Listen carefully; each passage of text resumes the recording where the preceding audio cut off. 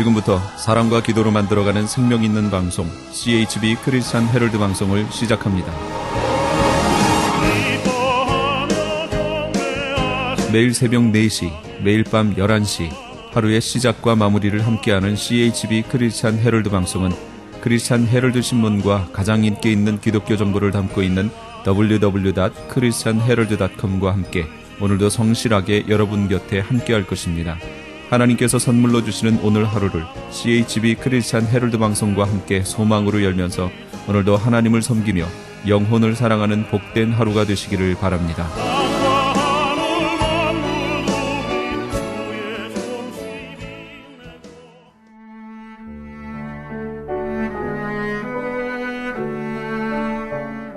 영혼의 쉼터 AM 1650과 인터넷을 통해 미 전역과 하와이에서는 AM 1540으로 방송을 듣고 계시는 영혼의 쉼터 애청자 여러분, 오늘도 평안하십니까? 영혼의 쉼터 김수경 인사드립니다.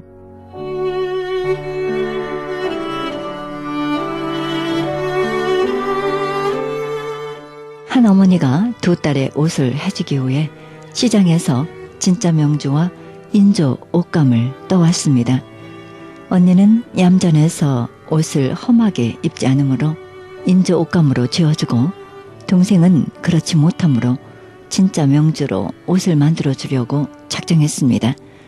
그런데 당장 보기에 인조가 너무 반짝거리고 화려해서 좋아 보였기 때문에 동생은 때를 써서 인조 옷감을 차지했습니다. 그러나 얼마 되지 않아 인조 옷감은 풀이 죽고 물이 빠지며 볼품없게 퇴색해버렸고 진짜 명주는 변함이 없었습니다. 이처럼 일상생활 가운데 진짜와 가짜의 차이를 흔히 경험하게 됩니다. 진짜가 아닌 것은 아무리 유사하고 정교하게 잘 만들었더라도 어느 시간이 지나면 곧 가짜임이 드러납니다. 진리와 비진리도 그러한 것 같습니다. 비진리는 반짝거리며 좋아 보이지만 곧 퇴색해서 무가치함이 드러납니다. 예수님은 말세 때의 징조를 보이시며 사람들을 미혹할 거짓 교사와 거짓 교리가 많이 나타날 것이라고 말씀하셨습니다. 거짓된 세상에 잘못된 것에 흔들리지 말아야 합니다. 가짜가 진짜보다 더욱 화려해 보이는 오늘날 참 진리이신 주님 안에서 생명의 말씀으로 굳건하게 서서 끝까지 견디는 참된 믿음 소유해야 되리라 믿습니다. 생명의 말씀 보내드립니다. 이 시간에는 코너스톤 교회 이종용 목사님의 말씀 보내드립니다. 말씀은 사무엘상 16장 7절의 말씀을 본문으로 중심을 보시는 하나님이란 제목으로 말씀 전해주시겠습니다. 우리가 한 영혼이 구원받을 때마다 요한계시록에 보니까 천군 천사들이 나팔 불며 춤을 추며 찬양한다. 왜? 천군 천사들은 예수님의 종들이거든요. 주님이 그렇게 주인이 그렇게 기뻐하니까 자기들이 기뻐하는 거예요.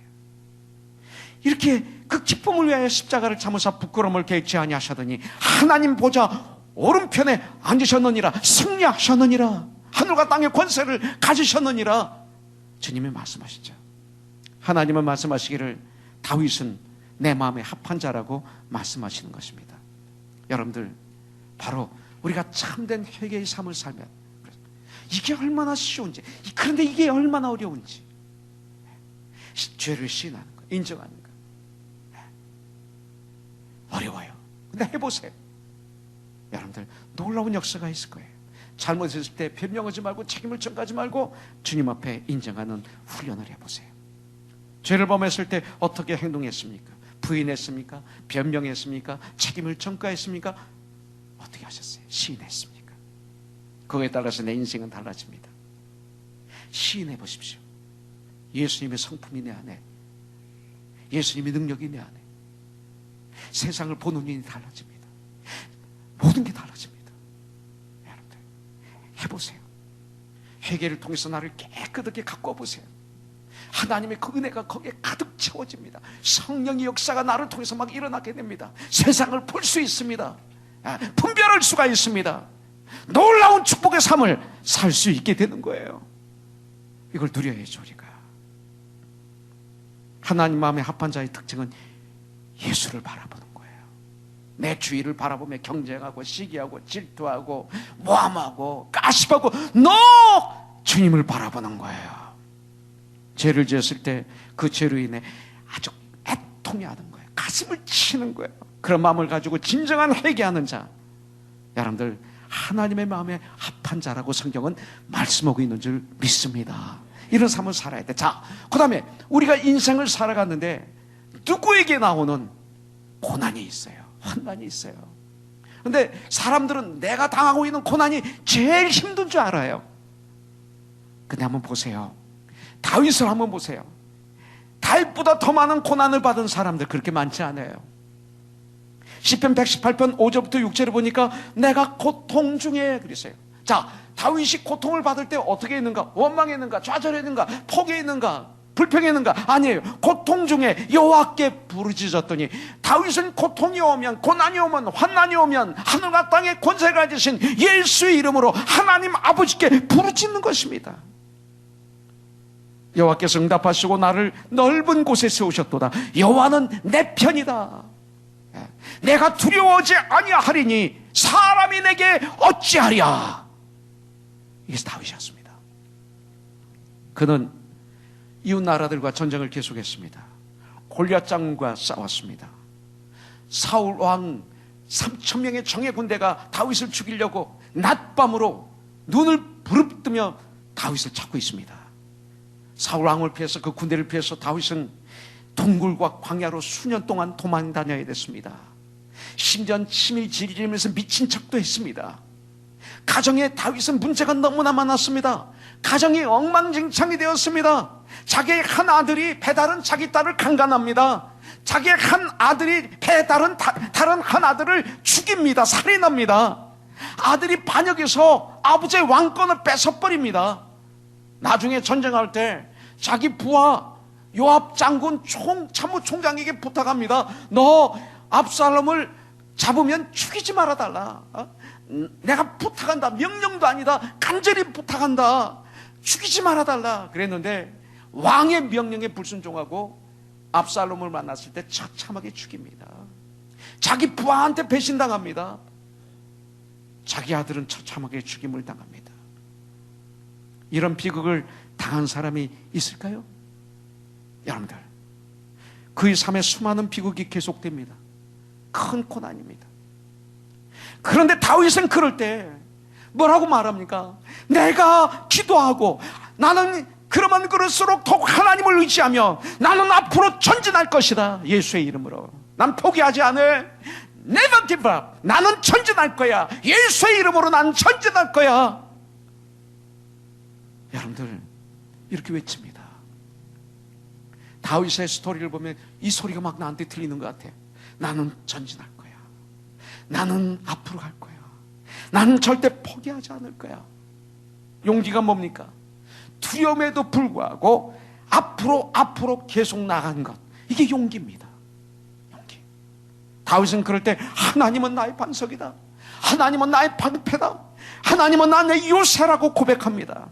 그는 고난이 올 때마다 하나님을 의지한다고 고백하고 있습니다. 시편 73편 36절에 보니까 26절에 보니까 내 육체와 내 마음은 쇠약하나 이 고난 환난 때문에 내 육체가 내 마음이 쇠약하나 하나님은 내 마음의 반석이시오 영원한 분길이시라 이렇게 말하고 있습니다. God is the strength of my heart and my portion forever.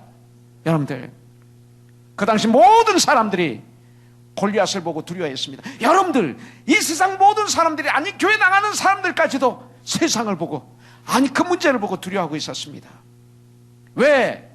그가 너무나 장대해서 그가 가진 칼만 해도 엄청나서 눈으로 볼 때 도저히 우리가 그를 이길 수가 없어서 그래서 두려워했습니다. 그러나 다윗은 그렇지 않았습니다. 장대했기 때문에 두려워했는데 다윗은 장대했기 때문에 두려워하지 않았습니다. 왜? 다윗의 눈에는 이마가 왜 이렇게 크게 보이는지. 돌을 던지려고 보니까 이마밖에 안 보여. 세상 사람들은 골리앗을 보고 두려워 떨어요. 너무 커서. 근데 다윗은 믿음의 눈으로 보니까 이만만 보여. 이만만 보여. 어디다 던져도 맞을 것 같아. 그래서 한 번에 맞은 거야. 승순 형제. 재밌잖아요. 아, 이렇게 달라요. 믿음의 눈으로 다윗이 보니까 골리앗의 이마가 너무 커요. 돌로 맞추기엔 너무나 쉽다고 믿어진 거예요.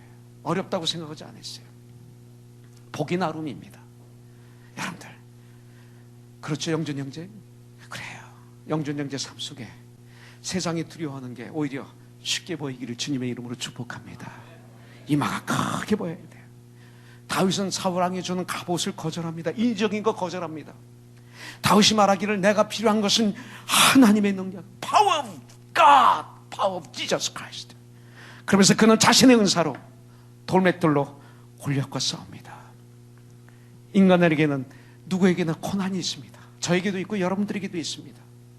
제가 목회를 하는 가운데, 여러분들을 섬기는 가운데 여러분들의 고난, 환난, 어려움을 저한테 말씀하시는 분이 많습니다.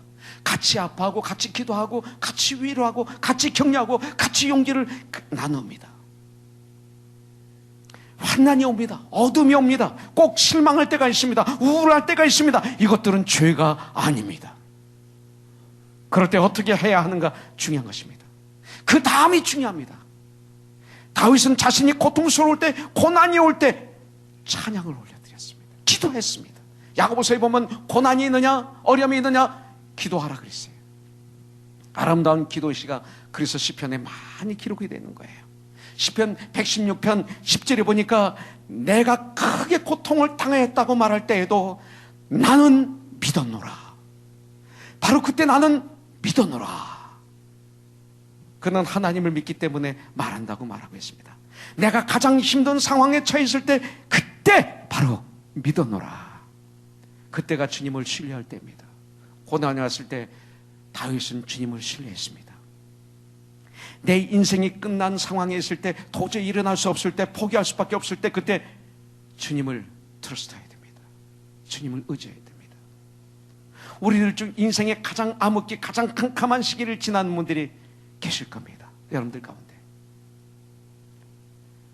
신분의 문제로, 사업의 문제로, 가정의 자녀의 문제로, 부모님의 문제로, 사랑과의 관계 문제로, 요새는 교회도 문제들이 많더라고요. 교회가 천국이 돼야 되는데 교회가 너무 아파요. 싸우느라고. 저희 교회는 그런 것이 없어서 얼마나 감사한지 몰라요. 그러나 없다고 자만하면 안 돼요. 항상 깨 있어야 돼요. 참 문제 많아요. 인생이 너무나 힘든 산들을 올라가고 있는 중에 계신 분들이 계실 거예요. 그러나 우리가 정확하게 알아야 될 것은 고난과 환난은 우리를 성장시키시는 하나님의 허락하신 툴이다. 네, 툴입니다. 이 고난이라는 과정을 통해서 믿지 않는 사람들은 실패하고 쓰러지고 좌절하고 절망하고 그러고 인생을 파괴하지만 우리 예수 믿는 하나님의 사람들은 그 고난 환난을 통해서 믿음을 성장시키고 사람을 성장시키고 전같이 다놓아주는 이런 놀라운 축복이 있습니다. 예수님은 세상 끝날까지 우리와 함께 하시겠다고 그랬어요. 죄를 졌습니까? 오늘 이 시간 철저히 회개하세요. 그러면 주님이 내 마음에 맞는 자라고 말씀하십니다. 고난이 왔을 때 나 자신을 믿지 말고, 고난이 왔을 때 나를 믿지 마세요. Not I but Christ. 고난이 왔을 때 나는 연약합니다. 나는 연약하나 주님은 능력자이십니다. 나를 믿지 말고 전능하신 우리 주 예수님을 믿으세요. 고난이 오면 두렵습니다. 힘듭니다. 인간인데 두렵지 않겠습니까? 그때 아무 이것도 염려하지 말고 오직 모든 일에 기도와 간구로 너희 구할 것을 감사함으로 하나님께 아뢰라. 이게 주님을 바라보는 거예요. 고난이 왔을 때 주님을 신뢰하는 거예요. 그러면 염려가 물러가고 두려움이 물러가고 담대해지고 그리고 분별력이 있고 명철해지고 지혜가 있고 이렇게 되는 거예요. 그렇게 많이 배우는데도 왜 무식합니까? 왜 이렇게 바보 같습니까? 그 욕심 때문에, 그 교만 때문에, 회개하지 않았기 때문에, 주님을 신뢰하지 않았기 때문에 내가 원하는 대로 보이는 거예요. 그래서 거진 다 실패해요. 그러나 주님께 철저한 회개를 하고 고난이 왔을 때 정말 주님을 신뢰하고 주님께 부르짖으면요 명철해져요. 있는 그대로 보여요. 얼마나 좋은지 모릅니다. 여러분들, 정같이 다듬어질 것입니다. 그래서 하나님이 내 마음에 든다, 종종아, 내 마음에 든다, 영준아, 그러면 넷째 끝난 거예요. 자, 세 번째 하나 더 보도록 하겠습니다. 하나만 더 보고 시간 될 때 마치겠습니다. 일부 예배 때 설교를 거진다 했기 때문에 그것으로 대신해서 방송 나가도 되니까 이렇게 하도록 하겠습니다. 자, 다윗의 일입니다. 사역, 직장에서, 그렇다면 우리는 직장생활 일이죠. 사업하는 것 일이죠. 가정생활 일입니다. 교회생활 일입니다. 이런 일들을 할 때 어떻게 여러분들은 일들을 하고 있습니까? 자, 오늘 예배를 마친 다음에 그냥 가시는 분도 계실 것입니다. 가능하면 그냥 가시지 마시고 정성껏 준비한 음식을 같이 나누고 가세요. 사실은 식사하는 것도 예배입니다. 축도로 예배가 끝난 게 아니라 주일날은, 안식일날은 함께 식사하는 게 얼마나 귀한 예배인지 모릅니다. 네. 저희 교회에서는 깨끗하게 음식을 준비하잖아요. 정말로 될 수 있으면 미원 못 넣게 합니다. 미원 넣으면 불이 떨어집니다. 그러니까 참 건강 음식이라고 좀 봐요. 될 수 있으면 다 들고 가세요. 참 봉사할 때 이렇게 보면 소리가 없어요. 명령하는 사람도 없는데 물이 흐르듯이. 페이스부사님, 그래 안 그래요? 부엌에서 봉사할 때 싸워요, 안 싸워요? 안 싸워요? 네, 안 싸워요. 소리가 없어. 전 예배 끝나면 성도들하고 인사하다가 부엌에서, 식당에서 밥을 먹어요. 그럼 한쪽에 형제들이 막 설거지하고 자매들이 막 이러고, 그런데 거기서 제가 먹는 거죠. 그러니까 조금 제가 길티 필링이 없어요. 바깥에서 먹으면 세상에 한 두 개 정도 그 스페셜 반찬이 나오잖아요. 근데 부엌에서 나와도 그건 괜찮은 것 같아. 예. 막 떠들고 막 봉사하고 하는데 저도 여기서 먹고 막 빨리 먹고 또 이렇게 나가서 또 사역을 하야죠. 그동안은 저는 점심 식사할 때 밥을 안 먹었어요. 그냥 섬겼죠. 요새는요, 나이가 먹으니까 힘들어요. 그래서 할 수 없이 먹어요. 근데 여성교회마다 어떤 때는 반찬이 한 4개 더 엑스트라 나올 때, 그럼 난 너무 미안해. 막 채울 것 같아. 그러면 왜? 성도들한테 미안해서. 한 2개 정도만 나오면 좋은데. 자, 오늘부터는 그렇게 해주실 것 같아. 예. 자, 일을 할 때 다윗의 마음은 어땠어요? 섬기는 마음이었어요. 섬김, 이것밖에 없었어요. 다윗은. 그는 하나님의 말씀하시는 것이 무엇이든지 섬겼어요. 무엇이든지 했어요. 하나님의 말씀이라면 무엇이든지 열심히 했어요. 하나님의 뜻을 이루기 위해서 죽도록 충성했어요. 그래서 다윗이에요.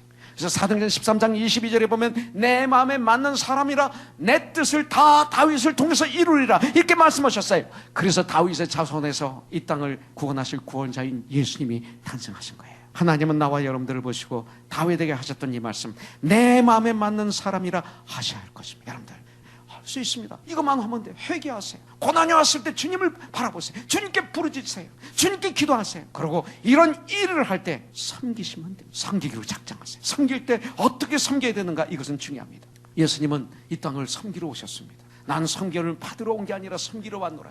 앉아서 먹는 자가 그냥 섬기는 자가 그냥 앉아서 먹는 자가 아니냐. 그러나 나는 섬기는 자로 너희 중에 있느니라. 근데 어떻게 섬겨요? 시편 119편 10절에 보니까 내가 전심으로 주를 찾아 싸우니 주의 계명에서 떠나지 말게 하소서 그랬어요. With my whole heart I have sought you 그랬어요. 여러분들 전심으로 주님을 찾았어요. 전심으로 주님 일을 합니다. 다윗은 억지로 하지 않습니다. 열심과 최선을 다해서 우리 주 예수님을 섬겼습니다. 의무감으로 하지 않았습니다. 남들이 하니까 경쟁으로 하지 않았습니다. 남들 볼 시간이 없었습니다. 믿음의 주요를 언제까지는 주인이신 예수님을 바라보기도 바빠서 남들을 볼 시간이 없었어요. 남들이 어떻게 일어나 보지도 못합니다.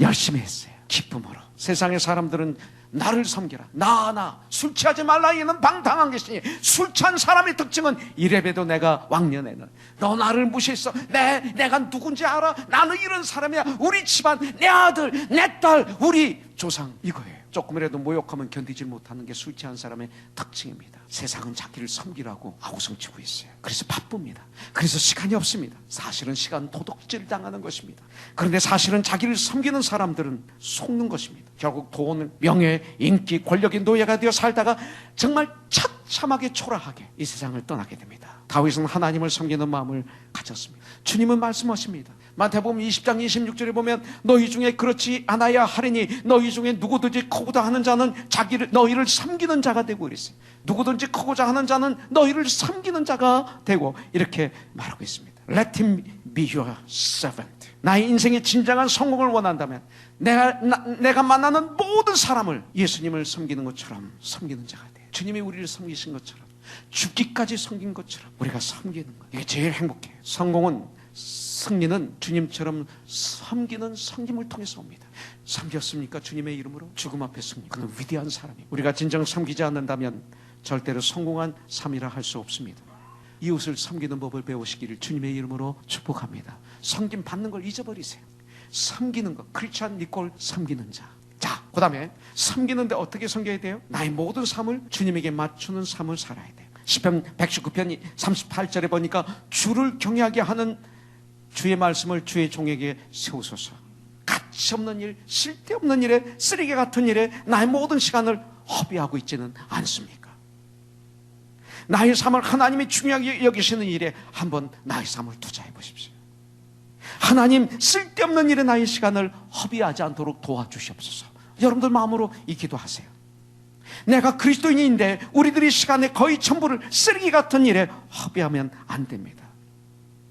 육신의 정욕, 안목의 소용, 이성의 자랑, 여러분들 거기에 나의 모든 걸 쏟아붓습니다.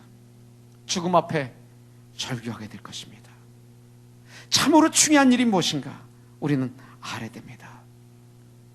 다윗은 섬기지만 그냥 섬긴 게 아니라 sacrifice, 희생적으로 섬겼습니다.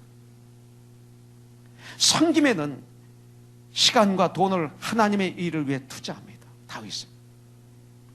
목사니까 이런 소리 한다고요? 저도 여러분들과 똑같은 성도예요.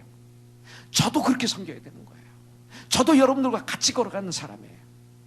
목사는 설교만 하는 자가 아니에요. 앞에서 팔로미 올 수 있어야 돼요. 직접 퍼야 돼요. 사무엘하 24장 24절부터 25절에 보니까 왕이 아라우나에게 이르되 그렇지 아니하다 내가 값을 주고 내게서 살리라. 값 없이는 내 하나님 여호와께 번제를 드리지 아니하리라. 다윗이 인구조사를 한 다음에 죄를 범한 후에 3일 동안 온역이 이스라엘에 범람합니다. 그래서 7만여 명의 백성이 죽고 난 다음 하나님께 부르짖습니다. 그때 하나님은 갓을 통해서 여호와를 위해 번제를 단을 싸라는 음성을 넣고 하나님을 위해서 단을 싸려고 했습니다. 제사를 드리려 했습니다. 이것이 다윗에게 마지막 시험이었습니다. 사무엘하 24장 17절부터 19절을 보니까 다윗이 백성을 치는 천사를 보고 곧 여호와께 아뢰어 이르되 나는 범죄하였고 악을 행하였거니와 이 양부리는 무엇을 행하였나이까. 이게 다윗이에요. 나는 죄가 없어요. 죄가 있으면 저 사람이에요가 아니라 백성은 아무 죄가 없습니다.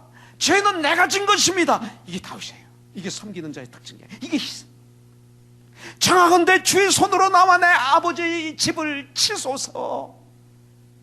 아니라. 여러분들, 아라우나는 제단을 쌓는데 필요한 것들을 다윗에게 공짜로 주려고 그랬어요. 그러나 다윗은 거절합니다. 돈 내고 사서 번제를 드립니다. 다윗은 남의 것을 가지고 하나님을 섬기지 않았습니다. 남의 것을 가지고 하나님을 섬기지 않았습니다. 자신의 희생 없이는 하나님을 섬기지 않겠다는 태도를 다윗은 가졌습니다. 다윗은 이렇게 말합니다. 나는 하나님께 빚진 자다. 내가 아무 대가도 치르지 않은 것을 하나님께 드릴 수 없노라.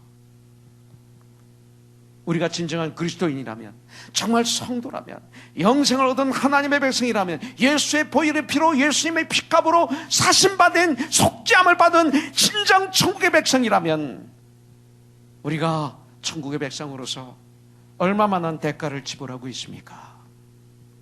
오늘 우리들이 교회에 오시면서 지불한 대가는 무엇입니까? 교회에 오셔서 예배 드리기 위해서 치루어야 했던 희생이 있다면 그 희생은 뭡니까?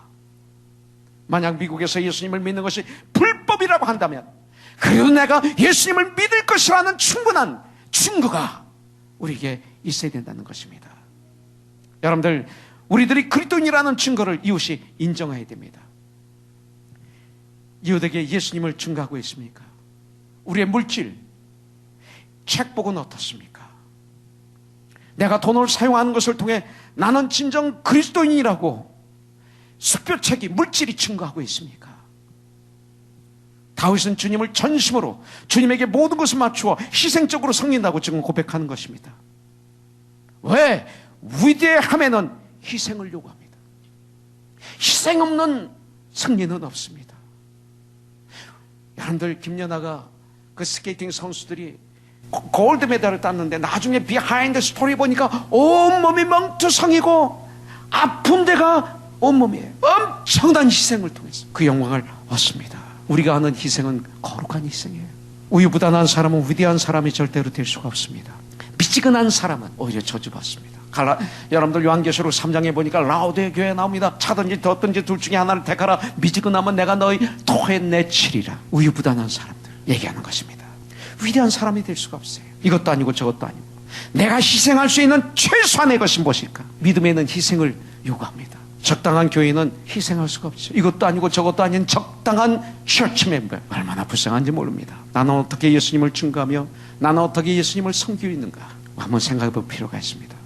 다윗은 하나님의 마음에 맞는 자, 하나님의 마음에 합한 자였습니다. 왜? 그는 범죄했을 때 즉시 회개하는 삶을 살았기 때문에, 고난이나 환난이 왔을 때 불평, 원망, 좌절하지 않고 즉시 하나님을 신뢰하는 삶을 살았기 때문에, 하나님을 섬길 때 전심을 다해서 기쁜 마음으로 자원해서 희생적으로 섬겼기 때문에 그는 위대한 사람입니다. 승리하는 삶을 살았다라고 성경은 말하고 있습니다. 자, 마지막 결론만 내리고 끝내겠습니다. 마지막 네 번째, 성공했을 때입니다. 성공했을 때. 성공한 삶을 살 때 조심해야 됩니다. 다윗은 성공했을 때 어떤 마음을 가졌습니까? 성경에 보니까 성공했을 때 다윗은 겸손한 마음을 지켰습니다. 사무엘상 18장 14절에 보니까 다윗이 그의 모든 일을 지혜롭게 행하니라 여호와께서 그와 함께 계시니라. 모든 일이 중요합니다. 골리앗을 죽인 후 다윗은 이스라엘의 영웅이 되었습니다. 그 이름은 이스라엘 전국뿐만 아니라 이방 나라에까지 알려졌습니다. 여인들이 다윗을 노래합니다. 사울이 죽인 자는 천천히요 다윗이 죽인 자는 만만이라. 가장 인기 있는 사람이 되었습니다. 존귀한 사람이 되었습니다. 그는 권력도 가지고 인기도 얻었고 명예도 얻었습니다. 인간들이 이룰 수 있는 가장 정상에 올라선 것입니다. 그때가 마귀의 역사할 때입니다. 가장 쓰러지기 쉬울 때입니다. 바로 그때가 나를 시험할 수 있는 좋은 계기가 됩니다. 칭찬을 잘 컨트롤하는 훈련을 해야 돼요. 성공을 우리가 컨트롤하는 훈련을 해야 돼요. 물질적인 축복을 잘 다루는 훈련을 해야 돼요. 그때 다윗은 하나님께 영광을 올려드렸습니다. 여러분들 자신이 하나님의 영광을 도둑질하지 않았습니다. 우리들은 하나님의 영광 도둑질 다 하고 하나님께 영광 드리는 삶도 살지 않으면서 주님 영광 받아 주시옵소서 하는 경우가 많이 있습니다. 다윗은 이런 상황에서 하나님께 올려드리는 영광을 도둑질하지 않았습니다. 여러분들, 우리들은 모든 것이 잘 될 때 하나님을 잊어버리기 쉽습니다. 하나님은 필요 없다라고 얘기합니다. 내 힘으로 됐다라고 믿습니다. 시편 115편 1절에 보면 여호와의 영광을 우리에게 돌리지 마옵소서. 뭐예요? 승리했다 이거예요. 성공했다 이거예요. 그런데 그때 영광을 우리에게 돌리지 마옵소서. 우리에게 돌리지 마옵소서. 오직 주님만이 인자하시고 주님만이 진실하심으로 주의 이름에만 영광을 돌리소서. 이것이 다윗이었습니다. 겸손은 종기의 앞잡이입니다. 우리 코너스는 그런 교회가 전되기를 소원합니다. 그런 교회가 됐으면 좋겠습니다. 난 그런 얘기 안 합니다. 좋은 거로 끝나 이거가. 네. 우리는 그런 교회가 되는 전쟁을 해야 됩니다. 그런 가정, 그런 나, 그런 우리. 그래서 인생을 승리하는 작은 예수 그리스도인 되시기를 주님의 이름으로 축복합니다.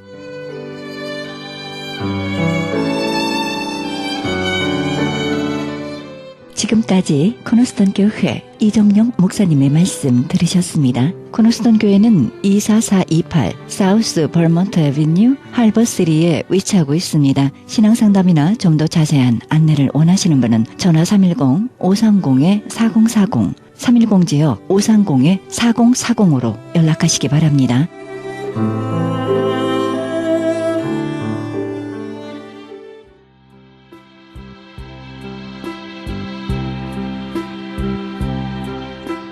크리스천 헤럴드 전속 선교 합창단 모집합니다. 하나님 나라의 확장을 위해 이 시대가 요구하는 문화 사역단으로서 지역사회의 찬양을 통한 전도 선교에 힘쓰며 크리스천 헤럴드 홍보대사로 활동하게 됩니다. 좀 더 자세한 안내는 크리스천 헤럴드 213-353-0777 213-353-0777로 연락하시기 바랍니다.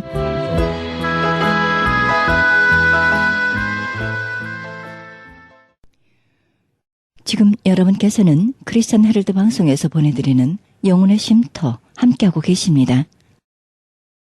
계속해서 베테라니 교회 김한효 목사님의 말씀 보내드립니다. 말씀은 계시록 1장 1절에서 8절의 말씀을 중심으로 그리스도 계시의 축복이란 제목으로 말씀 전해주시겠습니다. 창세기 15장에 언약 체결식이 등장합니다. 짐승을 쪼갭니다.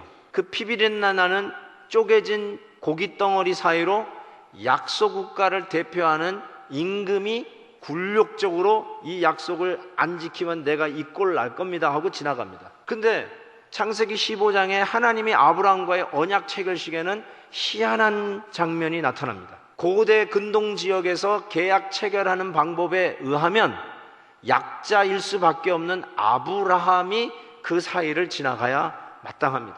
그런데 짐승 3개를 쪼갠 노구의 할아버지 아브라함이 지쳤는지 피곤해서 해가 누역누역 서산해지니까 잡니다. 좁니다. 해가 진 다음에 바로 그 창세기 15장의 기록이 이렇게 적혀 있습니다. 해가 져서 어두울 때 연기 나는 화로가 보이며 타는 횃불이 쪼갠 고기 사이로 지나더라. 누가 쪼갠 고깃덩어리 사이 피비린내 나는 그 끔찍한 현장을 지나갔다고요? 아브라함이 지나간 게 아니에요. 아브라함이 횃불 들고 지나간 게 아니에요. 불로 상징되는 하나님께서 그 사이를 지나가셨다는 뜻이에요. 하나님이 내 이 언약을 내가 지키겠다.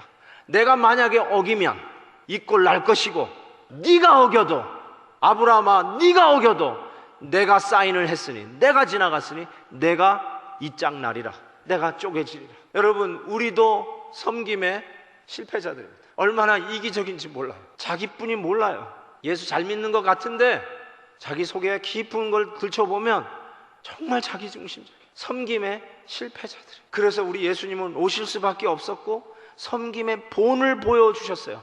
제자들의 발을 씻어주셨어요. 그런데 그걸로 안 끝났어요. 대속물로 주려 함이라. 왜요? 여러분이 실패한 섬김을 갚기 위하여 하나님이 약속으로 쪼개진 짐승 사이로 지나가셨으니, 네가 실패한 그 섬김의 가격을 대신하기 위해서 약속대로 하나님은 당신의 아들을 십자가에 매달아 쪼개셨어요. 가르셨다는 말이에요. 그래서 예수님은 섬김의 완성뿐만 아니라 우리가 실패한 섬김을 위해 대속물로 십자가에서 쪼개진 짐승처럼 갈라지셨다는 뜻이에요. 그게 바로 섬김의 신학적 이해요. 섬김의 성경적 이해라는 겁니다. 우리가 섬김을 이야기할 때 빗자루 들고 교회마당 쓰는 차원으로 섬김을 이해하시면 안 돼요.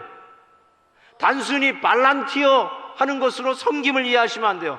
섬김은 예수 그리스도를 십자가에서 가르신 하나님의 약속 따라 행한 것이 섬김이셨어요. 그런 의미에서 오늘 본문에서 나타나는 섬김의 신학적 성경적 의미를 파악하는 것이 중요합니다. 첫 번째로 섬김은 배타적이어야 합니다. It's gotta be exclusive. It has to be exclusive. 왜냐하면 14절에 이렇게 얘기합니다. 여호와만 섬기라. 액센트를 만에다가 두셔야 돼요. 여호와만 섬기라. 이것도 섬겨도 되고 저것도 섬겨도 되고, 그런데 여호와도 좀 섬겨달라가 아니라 It has to be exclusive. 섬김은 여호와만 섬기는 게 섬김이에요. 이쪽 한 다리 저쪽 한 다리 양다리 걸치는 게 섬김이 아니에요. 10%만 내가 하나님을 섬기겠다, 그것이 섬김이 아니라 exclusive commitment, 여호와만 섬기라는 거예요. 하나님을 두려워하는 하나님의 백성이 다른 신을 겸하여 섬길 수 없습니다. 예수님은 마태복음 6장에 이렇게 도전했습니다. 한 사람이 두 주인을 섬기지 못할 것이며 혹 이를 미워하고 저를 사랑하거나 혹 이를 중히 여기고 저를 경히 여김이라. 너희가 하나님과 재물을 겸하여 섬기지 못하리라. 하나님과 재물을 겸하여 섬기지 못하리라. 물질 만능주의에 우리가 얼마나 속수무책으로 당합니까? 물질 만능의 이 사고 앞에서 우리가 얼마나 많이 신앙을 타협하고 하나님을 섬기는 일을 타협합니까? 가공할 만한 세력으로 오늘도 우리를 덮쳐오르는 바로 이러한 물질 만능 시대에 여호수아는 세겜 땅에서만 이걸 외치는 게 아니라 오늘 이 자리에서도 외친다고 저는 생각해요. 여호와만 섬기라. 여호와만 섬기라는 거예요. 오늘 우리는 선교 헌신을 작정합니다. 그냥 하는 행사가 아니에요. 그렇지만 여러분, 이 시간을 통해서 정말 철저하게 나의 섬김이 익스클루시브한 건지 양다리인지 이쪽도 저쪽도 아닌 겸하여 섬기는 희한한 기독교가 아닌 퇴색된 변질된 이방 종교를 혹시 이 안에서 섬기는 건 아닌지를 확실히 들여다보시고 결단하시는 헌신이 되기를 바라요. 또 하나의 섬김의 원칙이 있습니다. 그거는 섬김은 전적 올인이어야 합니다. It has to be in its entirety. 전적으로 해야 돼요. 부분적으로 하는 것이 헌신이 아니라 섬김이 아니라 전적으로 해야 합니다.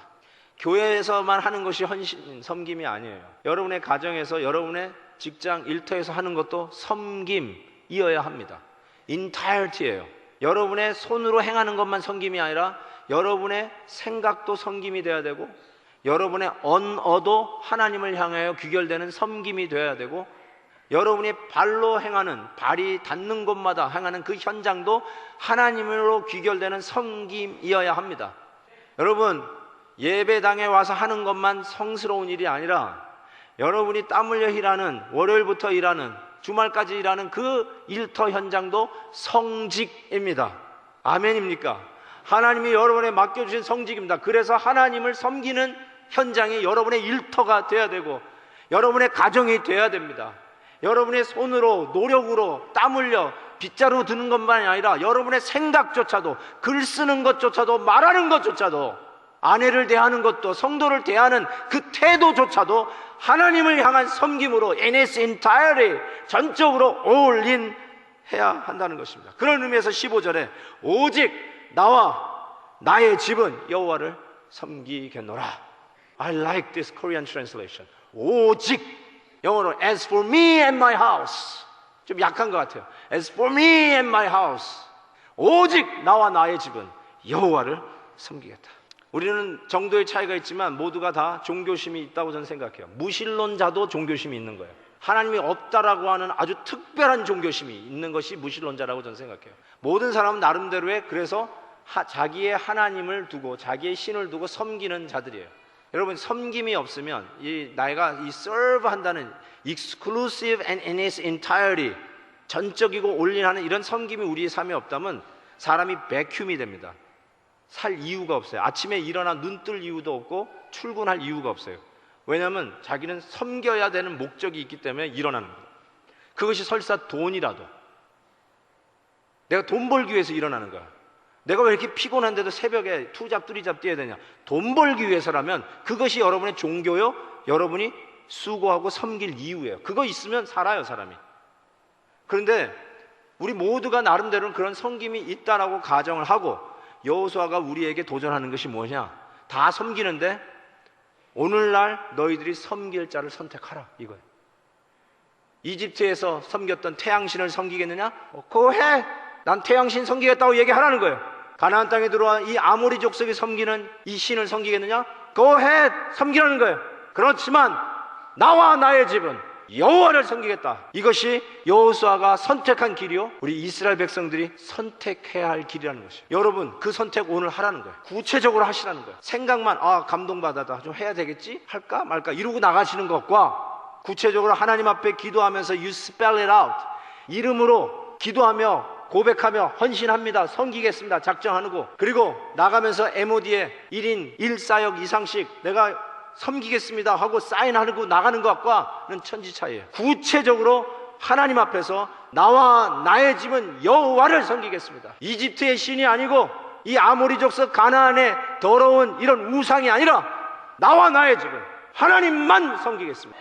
결단하라는 거예요. 구체적으로 하시란 말이에요. 오늘 그 시간을 가질 겁니다. 엄숙하게 예배의 거룩한 순간, as an act of holy worship, 오늘 그 헌신을 할 수 있기를 바랍니다. 제가 중국 선교를 20여 년 하면서 여러 가지의 에피소드가 많은데요, 잊지 못할 한 가지의 일이 있습니다. 이미 그 선교사님은 순교하셨다는 말씀을 제가 드린 적이 있었던 것 같아요. 그 선교사님이 아직 살아계실 때 그 섬기던 신학교 졸업식에 제가 미주 대표로 참석을 했습니다.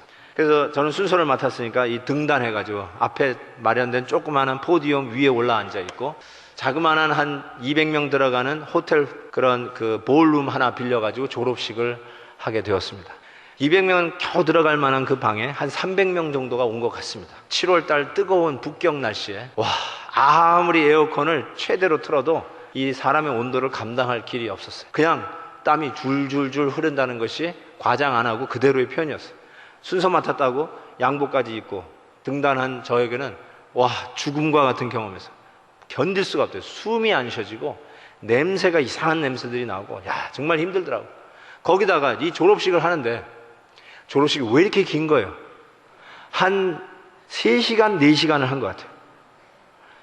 졸업식 때 설교를 한 목사님보다 소감을 한 명씩 말하는데 소감이 더 길어지는 이 희한한 졸업식에서 정말 뒤에서 순서를 기다리는 저는 너무 짜증도 났고 막 신경질도 나고 내가 여기 왜 왔나 하는 이런 회의까지 들었어요. 근데 문제는 제가 기도해야 할 당번 전에 있었던 순서에서 일어났습니다. 그 순서는 이미 신학교를 졸업한 선배들이 혹자는 하루 이틀, 혹자는 일주일씩 완행열차 타고 그리고 시외버스 타가지고 거기에 도착해서 자기 후배를 축하해주기 위해서 온 선배 목회자들이 앞에 한 15명 나와가지고 축하송을 부르는 시간이었어요. 근데 뭐 조그마한 볼룸에 제가 코앞에 한 10대 명이 모여가지고 특송을 시작하기 시작했어요. 근데 중국 복음성가였어요. 처음 들어봤는데 너무 신나고 경쾌했어요. 야, 이거 배워가지고 미국 가지고 가면 이거 히트하겠다라는 생각을 할 정도로 아주 경쾌한 곡이었어요. 막 하면서 열대 명이 아주 이렇게 손도 이렇게 흔들어가면서 하는데 진짜이 짱와 마른 짱이 운동화 하면서 막 하는데, 야, 이거 괜찮은 곡이다 하는데 이상한 걸 느꼈어요. 뭐냐면 모든 하객들이 다 울기 시작했어요. 아니나 다를까 이렇게 경쾌한 찬양을 부르는 선배 목회자들이 울면서 이 경쾌한 찬양곡을 부르는 거예요. 앞에 3사람 졸업생이 앉았는데 눈물 닦느라고 정신이 없어요. 눈물로 얼굴이 범벅이 됐어요. 이상하잖아요. 찬양은 신나는 곡이고 경쾌한 곡인데 왜 다 우는 거예요? 제가 화교 출신이지만 못 알아듣겠어요. 다 까먹어가지고. 그래서 옆에 지금은 순교하신 선교사님에게 도대체 무슨 내용인데 다 이렇게 우십니까? 선교사님도 자기 눈물을 닦으면서 그 가사 내용을 옆에다 적는데 이렇게 적으셨어요. 이젠 주를 위하여 준비되었으니 주를 위하여 나가 죽으라. 이게 나가 죽으라 했어요. 나가 죽으라. 세상 사람들이 욕할 때 쓰는 욕이 우리 기독교인들에게서는 나가 죽으란 말이 덕담이 되고 이제 졸업하는 신앙생들에게 축하해주는 말이 되었어요. 이런 역설이 어디 있어요? 근데 그것 가지고 화를 내고 어떻게 이런 얘기 할 수 있냐고 삿대질하는 게 아니라 아멘이요, 감사하다고. 졸업하는 당사자들도 울고 그들을 축하해주기 위해서 온 가족들도 같이 울고, 이미 그 길을 앞서가서 감옥에도 수도 없이 들어갔다 나오고, 그 중에 어떤 졸업생은 하도 고문을 받아서 허리를 못 서서 목발 짚고 온 그 선배도 이제는 주를 위하여 나가 죽으라, 나가 죽으라. 여러분, 예수를 때문에 잘 살자, 예수 때문에 부자 되자 라는 것을 덕담으로 하는 교회와 이제 준비되었으니 예수를 위하여 나가 죽자라고 하는 교회와 어느 교회가 이 땅의 소망입니까? 우리의 섬김은 바로 그 전부를 내어주시고 약속 따라 십자가에서 쪼개어지신 그 예수님의 헌신을 본받아 그 주님을 쫓아가는 우리 성도들도 그 마음으로 섬겨야 합니다. 이게 우리 섬김의 깊이에요. 이게 우리 섬김의 성경적 신학적 근거예요. 깨평 주듯이 사인업하지 마세요. 내 주머니에 잔돈 두드리듯이 헌금 작정하지 마세요. Entirely with a commitment. 이런 주님을 섬기는 하나님의 백성으로의 당당함을 가지고 이 시대를 변혁하고 이제는 우리가 그리스도 안에서 나가 죽자, 이 말이 덕담이 되는 새로운 문화를 창조하고 새로운 역사를 열어가고 이 시대를 변혁하는 하나님의 종으로서의 빛과 소금의 역할을 감당하는 베델 성도들 되시기를 주의 이름으로 축복합니다. 이제 여러분에게 아주 중요한 엄숙한 결단의 시간을 드리도록 하겠습니다. 제가 나중에 기도하고 하겠지만 여러분의 뉴스레터에 끼어져 있는 브로셔, 성경 헌신 작정서를 한번 꺼내 보시죠. 칼라로 되어 있는 거는 우리가 이번 여름에 어디를 가는가 단기 선교에 대한 자세한 설명이 되어 있고 날짜도 다 확정된 날짜입니다. 그리고 약간 이 베이지 색깔 카드가 있습니다. 이게 여러분이 헌신 작정할 것인데 선교 참여, 헌금, 기도 세 부분으로 나눠져 있습니다. 선교 참여하겠습니까? 하면은 단기 선교 참여를 얘기합니다. 이번 여름에 체크하시고 가고 싶은 나라, 희망 나라를 써주시면 되겠고요. 다른 의미에서 참여하겠다. 나는 아예 롱텀으로 나는 4년, 5년 나가겠다. 그러면 거기다 따로 쓰셔도 좋겠습니다. 선교 헌금도 체크하시고 이것도 년 1회로 하시든지 아니면 달달이 하셔도 되겠고 다른 방법으로 여러분이 생각하시는 방법으로 하셔도 되겠습니다. 그렇다면 기타에다가 적어주시고요. 그 다음에 우리 모든 성도들 이거는 다 체크를 해주시면 좋겠는데 선교 기도에는 내가 동참하겠습니다. 우리 단기팀을 위해서 기도를 하겠고 특별히 이제 우리가 토요일 새벽 기도 헵시바에서 선교사님들의 기도 제목을 올리면서 기도를 시작했습니다. 내가 다른 건 몰라도 토요일 날 헵시바 새벽 기도에 나와서 선교를 위해서 기도하겠다. 만약에 그런 결단을 하시면 거기다 체크하시고 아니면 용이치 않고 난 다르게 기도에 헌신하겠다 하시면 기타에다가 적으시면 되겠습니다. 개인정보 적으시고 교족번호 적으시고 이메일 주소 적으시고 이메일이 안 되시면 전화번호라도 꼭 적으셔서 헌금하실 때 헌금 주머니에 이거를 하나님 앞에 드리는 헌신으로 같이 봉헌해 주시면 좋겠어요. 헌금 주머니에 넣어주시기 부탁을 드립니다. 오늘 준비가 안 되실 분도 있을 수 있을 거예요. 이미 광고는 됐지만 이런 건지 몰랐습니다 해가 준비가 안 되고 아내하고 남편하고 의논 좀 해야 되겠습니다. 그러신 분은 이것을 늘 항시 로비에 비치하겠습니다. 다음 주일날 하셔도 괜찮습니다. 그런데 꼭 하십시오. 반드시 하십시오. 그냥 마음만 먹고 가는 것과 기도하고 적고 드리는 것과는 하늘과 땅 차이입니다. 반드시 순종하셔서 헌신할 수 있기를 부탁을 드립니다.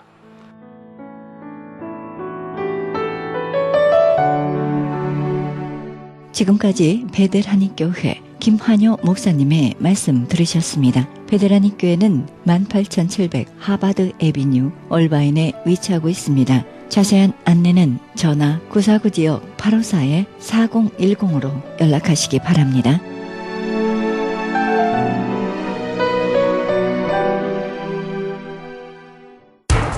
기적의 영양제 M3를 아십니까? 무슨 병에 걸렸던지 큰 효과를 준다는 그 신비한 기적의 영양제. 혈액에 영양을 공급하여 힘이 생기니까 피곤하지 않고 이제는 지팡이 없이 걸을 수 있다고 많은 분들이 간증을 합니다. 혈액 해독, 기력 회복, 뼈 골수 영양 공급, 심장, 뇌, 혈전 용해. 유태인 회사가 제조한 특수 영양제. M3, 혈액순환을 잘 되게 하는 최고급 영양제. M3, 크던 작던 아픈 곳이 있다면 M3. 213-435-9600, 213-435-9600번입니다. 정직한 마음으로 권해드립니다.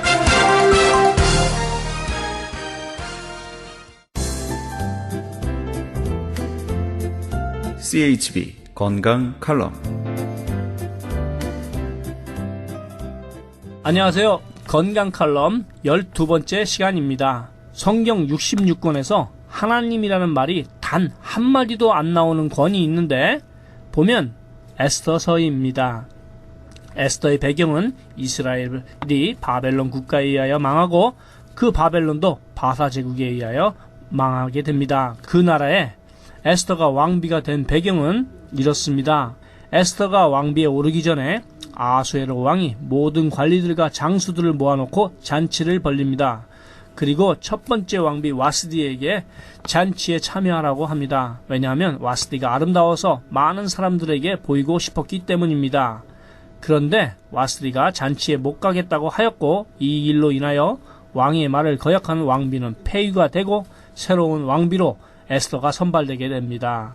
그 삼촌 모르드게는 대궐문을 지키는 사람이 되었고 하만은 자기에게 인사를 하지 않는 모르드게로 인하여 바사 제국에 있는 모든 유대인을 죽이려고 합니다. 그렇지만 에스더의 죽으면 죽으리라는 결단으로 인하여 죽이려 하던 하만이 되레 죽게 됩니다. 내용 좀 살펴보겠습니다. 1장 3절 위에 있은지 3년의 그 모든 방백과 신복을 위하여 잔치를 베푸니 바사와 메대의 장수와 각도의 귀족과 방백들이 다 왕 앞에 있는지라. 같은 장 11절 왕후 와스디를 청하여 왕의 면류관을 정지하고 왕의 앞에서 나오게 하여 그 아리따움을 뭇백성과 방백들에게 보이게 하라 하니 이는 왕후의 용모가 보기에 좋음이라. 이를 거절한 첫 번째 왕비는 쫓겨나고 2장 17절 18절 왕이 모든 여자보다 에스더를 더욱 사랑함으로 저가 모든 처녀보다 왕의 앞에 더 은총을 얻은지라. 왕이 그 머리에 면류관을 씌우고 와스디를 대신하여 왕후를 삼은 후에 왕이 크게 잔치를 베푸니 이는 에스더를 위한 잔치라. 에스더가 왕비가 되고 에스더를 위한 잔치가 있었습니다. 그리고 에스더의 삼촌 모르드게는 궁궐을 지키는 사람이 되어서 왕의 암살도 막아내게 됩니다. 하만은 3장 5절 하만이 모르드게가 꿀치도 아니하고 절하지도 아니함을 보고 심히 노하더니 이 일로 하만이 모르드게와 모든 유대인을 죽이려고 합니다. 그러나 에스더는 당신은 가서 수산에 있는 유다인을 다 모으고 나를 위하여 금식하되 밤낮 3일을 먹지도 말고 마시지도 마소서. 나도 나의 시녀로 더불어 이렇게 금식한 후에 규례를 어기고 왕에게 나아가리니 죽으면 죽으리이다 하며 혼신을 다한 결과 죽이려 하던 하만이 도리어 죽게 됩니다.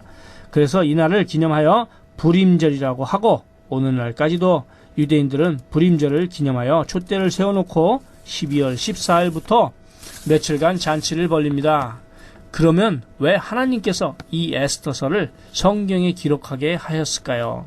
첫 번째 왕비는 구약이고 두 번째 왕비는 신약이며 왕이 잔치를 베풀고 첫 번째 구약을 받은 유대인들에게 왕의 잔치에 나오기를 청했으나 거절하였으므로 두 번째 이방인인 우리들에게 복음이 전해져서 잔치에 참가할 수 있는 기회가 생긴 것이지요. 아무쪼록 여러분 모두가 왕의 잔치에 참가하시기를 바랍니다. 이렇게 연말이다 보면 여러 형태의 모임을 갖게 되고 또한 크고 작은 잔치에서 많은 음식을 먹게 되는데 노인들일수록 급체를 조심하셔야 합니다. 노인들은 몸에 기가 부족하므로 이로 인하여 심장과 대장의 움직임이 느리고 그러므로 오장육부의 움직임도 느려져서 혈액순환 또한 잘 되지 않습니다. 얼마 전에 혈액투석을 하시던 분이 저를 만나서 기적의 영양제 M3를 드시고 일주일에 3번 혈액투석을 하셨던 분이 한 번만 해도 좋다는 병원에서의 결과가 나왔습니다. 아마도 이분은 한 달 정도만 더 드시면 혈액투석을 안 하셔도 될 것 같습니다. 생명은 피에 있다고 말씀하신 하나님을 믿으시고 죽으면 죽으리라는 에스더의 결단처럼 기적의 영양제 M3를 드셔보시기를 진심으로 권해드립니다. 창세기 1장 29절대로 만들어진 하나님의 음식 M3를 드시고 2010년도에는 건강하셔서 하나님께 영광을 돌리는 한 해가 되시기를 기원합니다. 무슨 병에 걸렸든지 큰 효과를 주는 신비한 기적의 영양제 M3. 3일만 먹어보면 큰 효과를 볼 수 있다는 M3. 유태인 특수 영양제 M3. 무료 건강 상담과 기적의 영양제 M3 구입에 관한 문의는 213-435-9600번 213-435-9600입니다. 어느 지역이든지 거동이 불편하신 분들을 위하여 직접 방문해 드립니다. 감사합니다.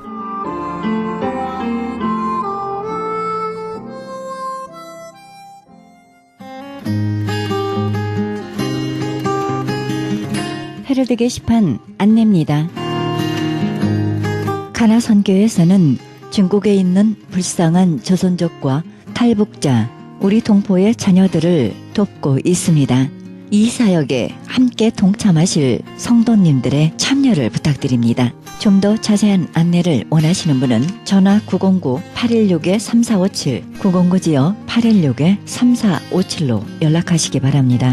실로암 장애인 선교센터에서는 영육간의 치유와 상담을 해주고 있습니다. 치유센터 모임은 매주 목요일 오후 1시부터 진행됩니다. 좀 더 자세한 문의를 원하시는 분은 전화 323-998-7064, 323지역 998-7064로 연락하시기 바랍니다. 크리스천 헤럴드는 종합 미디어 선교센터입니다. 크리스찬 헤럴드 후원 가족으로 동참해 아름다운 사회, 밝은 사회, 하나님 나라 건설에 함께 동참해 주시면 감사하겠습니다. 그리고 방송 설교에 동참할 교회를 기다리고 있습니다. 좀 더 자세한 안내는 크리스찬 헤럴드 전화 213-353-0777 213지역 353-0777로 연락하시기 바랍니다. 제10차 멕시코 사랑의 담요 보내기 있습니다. 멕시코 교도소의 재소자들에게 사랑의 손길을 펼치는 귀한 사역에 동참하기 원하시는 분은 전화 213-675-7575 213지역 675-7575번으로 연락하시기 바랍니다. 한인 이민 110주년 기념 2014년 미주 한인 교회 연감이 발행됩니다. 한인 이민 역사의 아름다운 진주 목걸이로 탄생하는 초석이 되어 후세에 전해지는 자료가 될 것입니다. 이번에 발간되는 연감은 헤럴드 스마트폰 앱 개발의 초기 정보로 사용될 것입니다. 신청 접수는 문의전화 213-353-0777 213지역 353-0777 크리스찬 헤럴드 연감 담당자에게 연락하시기 바랍니다. 가디나에 소재한 나성 서남교회에서 성가대 반주자를 구하고 있습니다. 주일 오전 8시에 드리는 일부 예배 반주하실 분을 찾고 있습니다. 음악 전공자로서 구원의 확신이 있으셔야 합니다. 자세한 문의는 전화 310-844-4842 310지역 719-7193으로 연락하시기 바랍니다. 미주 복음주의 장로회 총회에서 2014년 목사곳이 있습니다. 일시 4월 21일 월요일 10시입니다. 장소 520 사우스 라파에테 파크 플레이스 수인 넘버 103호입니다. 좀 더 자세한 안내를 원하시는 분은 전화 818-515-5731 818지역 515-5731번으로 연락하시기 바랍니다. 이상 교계 소식이었습니다.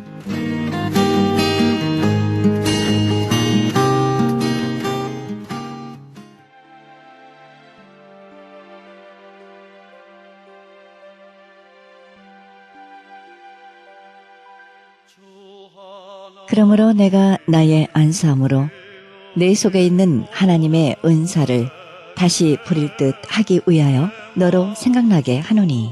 디모데후서 1장 6절입니다. 마지못해 인생을 살아가는 사람이 많습니다. 그러나 그것은 옳지 않습니다.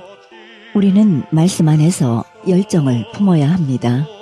얼굴에 미소를 띠고 전심으로 행하시기 바랍니다. 항상 열정과 열심이 있을 때 우리 마음이 즐거워질 뿐 아니라 우리 열정이 주위 사람들에게 급속도로 퍼지게 될 것입니다. 단 하루라도 절망 속에 거하는 삶은 지옥의 삶일 수밖에 없습니다. 절망이 밀려오면 힘을 내고 열정에 다시 불을 붙여보시기 바랍니다. 이 방송은 먹는 음이온 TM 포뮬러 효과 좋기로 소문난 네이처 영양제 센터와 이민법을 전문으로 하는 김한주 변호사 제공입니다. 지금까지 여러분께서는 그리스도의 복음을 가장 널리 가장 많이 전하는 크리스찬 헤럴드 방송에서 보내드린 영혼의 쉼터 함께 하셨습니다. 진행의 김수경이었습니다. 평안한 밤 되시기 바랍니다.